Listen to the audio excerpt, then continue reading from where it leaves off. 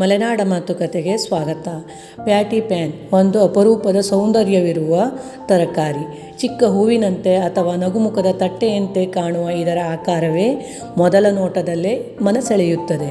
ಹಸಿರು, ಹಳದಿ ಮತ್ತು ಬಿಳಿ ಬಣ್ಣಗಳಿಂದ ಹೊಳೆಯುವ ತರಕಾರಿ ಪ್ರಕೃತಿಯ ಕಲೆಯಂತಿದೆ.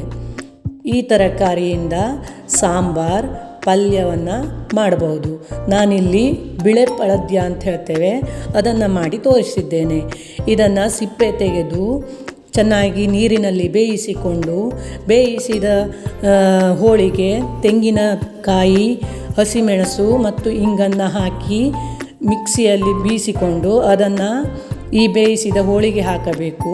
ನಂತರ ಒಂದು ಒಗ್ಗರಣೆಯನ್ನು ಹಾಕಬೇಕು. ನಾವು ಕಡೆದ ಮಜ್ಜಿಗೆ ಅಂತ ಹೇಳ್ತೇವೆ, ಆ ಮಜ್ಜಿಗೆಯನ್ನು ಹಾಕಬೇಕು.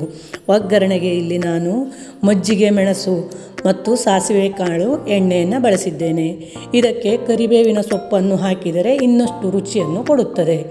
ಈ ಪ್ಯಾಟಿ ಪ್ಯಾನ್ ಕೇವಲ ರುಚಿಯಲ್ಲಷ್ಟೇ ಅಲ್ಲ, ಆರೋಗ್ಯದಲ್ಲಿಯೂ ಶ್ರೀಮಂತ. ಕಡಿಮೆ ಕ್ಯಾಲೋರಿಯೊಂದಿಗೆ ವಿಟಮಿನ್ ಎ ಮತ್ತು ಸಿಗಳನ್ನು ಹೊಂದಿದೆ. ಇದು ದೇಹಕ್ಕೆ ತಾಜಾತನ ಮತ್ತು ಶಕ್ತಿಯನ್ನು ನೀಡುತ್ತದೆ. ಜೀರ್ಣಕ್ರಿಯೆಯನ್ನು ಸುಧಾರಿಸುತ್ತದೆ. ಆರೋಗ್ಯದ ಜೀವನ ಶೈಲಿಗೆ ಕೈ ಜೋಡಿಸುತ್ತದೆ. ಆದ್ದರಿಂದ ಇದು ಆರೋಗ್ಯಕ್ಕೆ ತುಂಬ ಉತ್ತಮವಾದ ಒಂದು ತರಕಾರಿಯಾಗಿದೆ. ಕುಂಬಳಕಾಯಿ ರುಚಿಯನ್ನು ಹೊಂದಿದ ಇದು ಆರೋಗ್ಯಪೂರ್ಣ ತರಕಾರಿಯಾಗಿದೆ.